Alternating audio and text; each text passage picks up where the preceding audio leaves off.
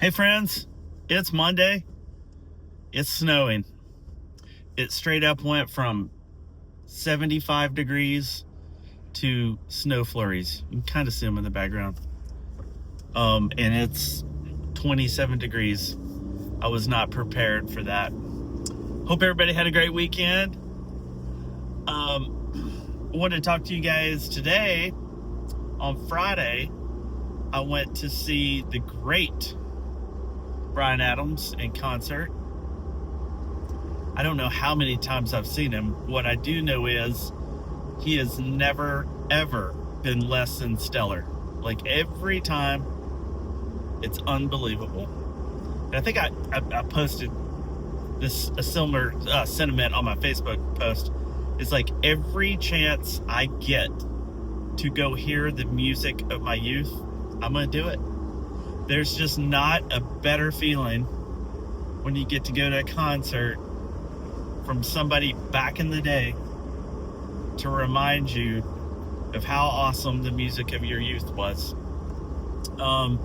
Quick rundown. Pat Benatar opened. You know, the last 25 years, for some crazy reason, it's Pat and Neil Branding. Her husband plays guitar. I think that's fantastic. He's been a massive part of her career all along. It's a bit strange that she was Pat Benatar her whole career, and now her sideman husband gets co-billing. But hey, it's all good. That's fine. Attaboy, Neil. Attaboy. Thanks. You made great records. You co-wrote great songs, and your wife wants to make sure everyone knows your contributions. That's cool. They're always good.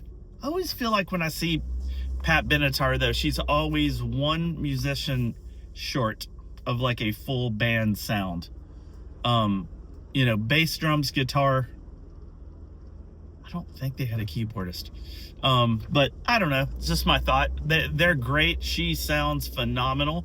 She's 72 years old. The only reason that's notable is because that's pretty incredible to be able to sing songs with that kind of range at 72 years old. I mean, who would have thought that was even possible?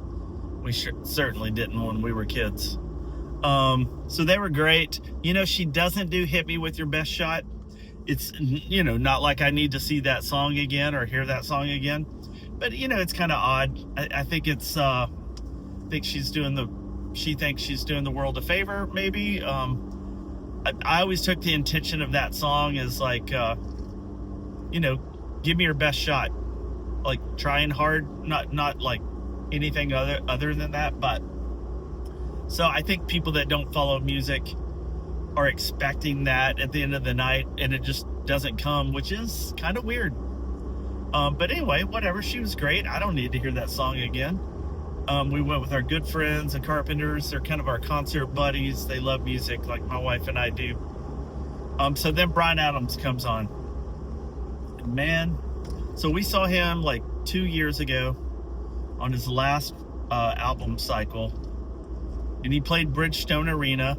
They had the third level curtained off, but man, it was full. Those first two levels were packed, which is amazing because, Bryan Adams hasn't really been a headliner in the States, like an arena headliner, until recent. He's always been massive in Europe, and he's always been big in America, but not really like arena big, amphitheater big. But the place was packed. I can't say enough good things about his guitar player, Keith Scott. He's been there since day one. He's kind of like what Mike Campbell was to Tom Petty. Keith Scott is to Bryan Adams. He's just like, his guitar partner. And the guy is so melodic. He's spot on. And his guitar solos are like little melodies in themselves. It's so good. The drummer's name, he comes and goes. I'll remember it, then I'll forget it. Bryan was playing bass, which I'd never seen that before. Used to seeing him playing, Strats and Gibsons, but he played bass a lot. Then he played guitar a few times, but they had a keyboard player. I can't say enough good things though about that drummer. Forgive me. I was saying your name the other night and it's gone now. But you're awesome. Your pocket is unbelievable. Keith Scott, incredible. I think Bryan probably, he's got a new record called Roll with the Punches. It's really freaking good. Real good. Most new music by legacy acts are not, but his was really good. My core Bryan Adams memory was I grew up playing in bands when I was younger, and our first gig, our first show, first gig, first time playing out with my first band, the first song we played was Summer of '69.